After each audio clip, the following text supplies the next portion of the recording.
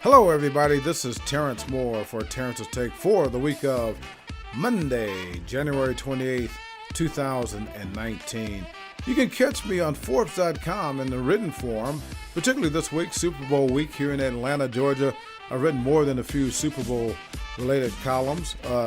Also here in Atlanta, Georgia, I do this show called Sports Zone every Sunday night, 11:35 p.m., on WSB TV Channel 2. I will be live this week from Mercedes-Benz Stadium talking about the Super Bowl. And Thursday night, now this is very interesting, ESPN, 9 o'clock Thursday night, there's a 30 for 30 on Deion Sanders, his attempt to play for the Atlanta Braves and the Atlanta Falcons on the same day, and I will be among those pontificating on that. Good person to ask is me on that, because Deion Sanders and I had a rather interesting relationship back in 1992, so you gotta watch this. Now, here in Atlanta, Georgia this week, Super Bowl week, you got the New England Patriots, can't stand them, against the Los Angeles Rams. They're led by Sean McVay from Miami, Ohio. I'm from Miami, Ohio. Cradle of coaches. And then you got the Patriots. Look, the Patriots are the most hated team in history of sports. That's my story, and I'm sticking to it. And I know people are going to say, well, that's because they win all the time. Well, they do win all the time. Yeah. Robert Kraft, their owner, since he's been the owner, 1994, I guess he took over. That's 23, 24 years. They've been to the playoffs 18 times. That's ridiculous. But get this.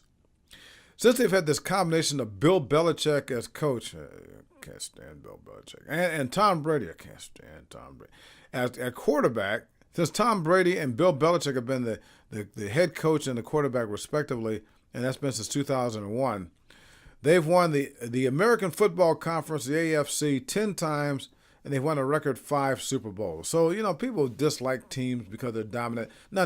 This goes further than that. They're just not likable. Yeah, the entire team is just not. And the thing that I was wondering about was this.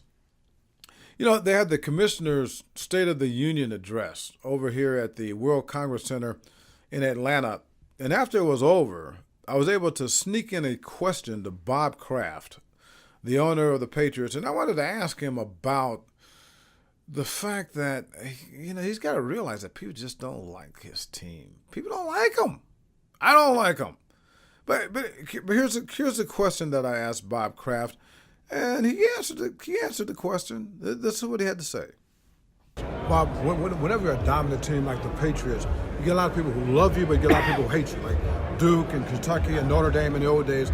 Is that a motivational factor for you guys when you know that a lot of people pull for the Patriots to lose as well as to win? Well, I think it's good for our TV partners because it brings passion on the other side. And it's more interest, and they're rooting. For us to get to the point in less than 2 decades where people are rooting against us because we've won, that's a high-class problem, and I hope we keep it going for quite a while. I'm actually honored by it. Yeah, and here's the rest of the story.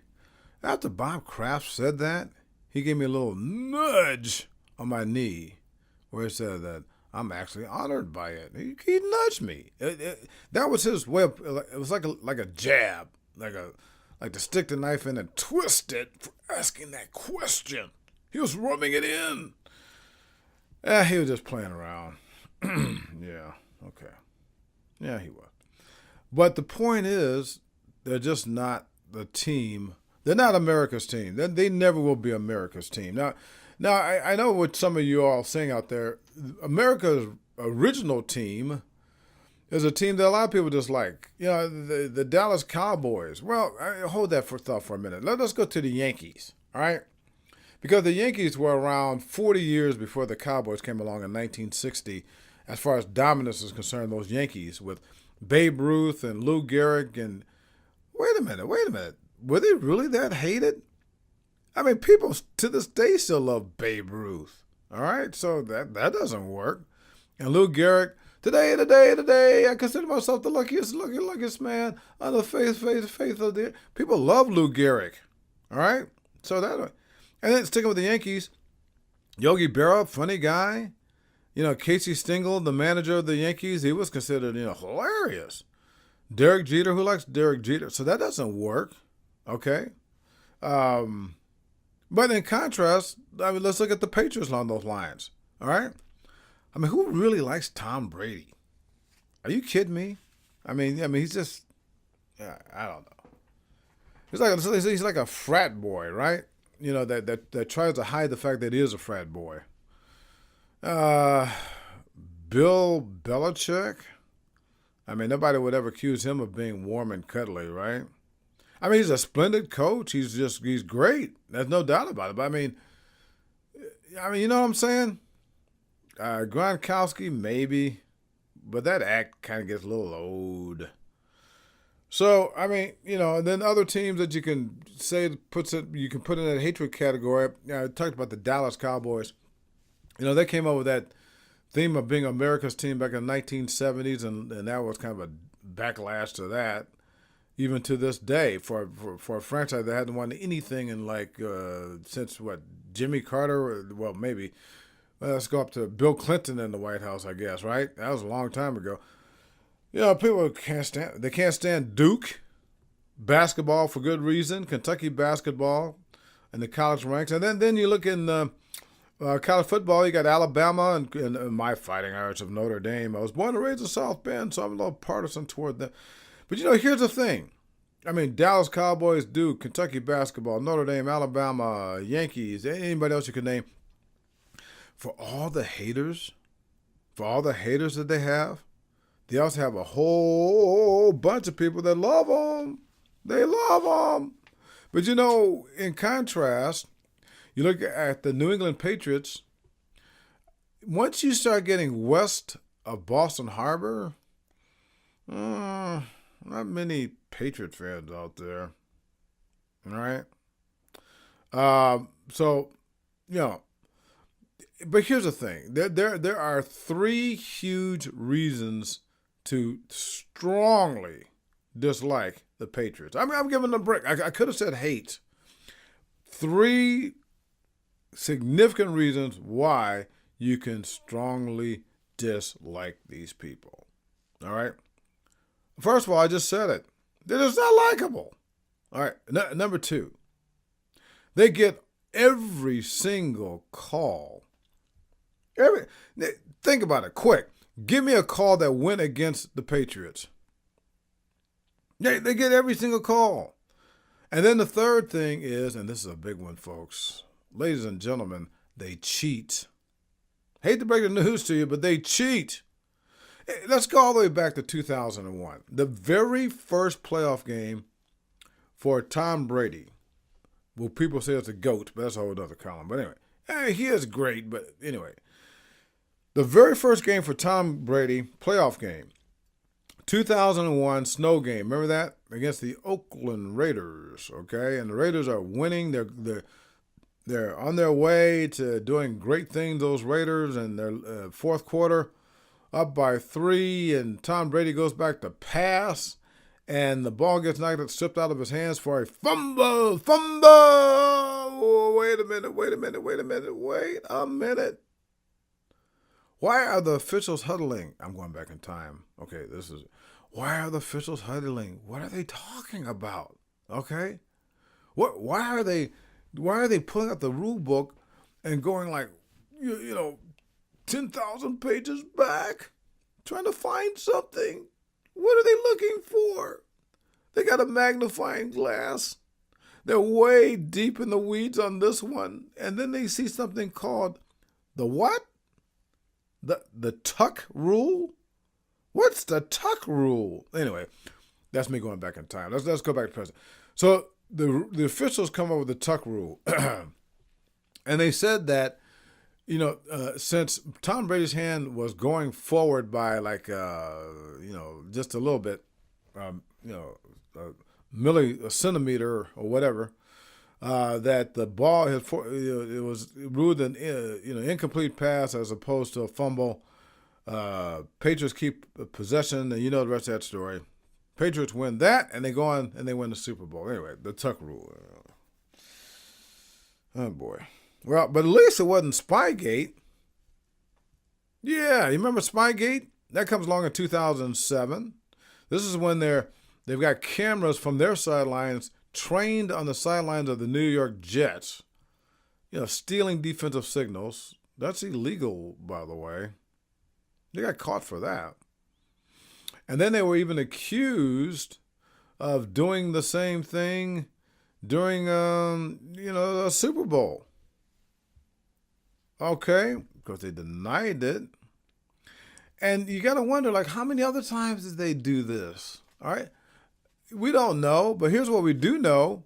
We do know that when the NFL investigated, they looked at the films that the Patriots had. You know what the NFL did with the films? They destroyed them. Yeah, I'm channeling that the church lady from Saturday Night Live. Some of you probably remember that. I think it was Dana Carvey used to do her. Isn't that special? They burned them, the NFL. Why? They haven't said. Anyway. Then you had Deflategate. Deflategate 2015 AFC Championship game. Patriots playing the Indianapolis Colts. Well, turns to find out that the balls that the Patriots were using, they weren't up to regulation air-wise. Because Tom Brady liked the balls a little deflated, apparently. Easier to throw and all that kind of stuff. Well, the NFL did something about it. They suspended him for 4 games. And just like, for Spygate, they slapped him with a fine and that kind of stuff. But anyway, they suspended Brady for the first 4 games of 2016, and all that did was get him upset. And they went on to make the Super Bowl, and then they overcame that 28-3 deficit to the Atlanta Falcons, and they won the world championship. But anyway, Deflategate. And besides all that, people don't really note this as much as they should. But for the longest time, for years, decades, they used to, I'm trying to be kind, fudge the injury report. But anyway, so many reasons to totally dislike these people. The only problem is it looks like this is going to be going on for a long time.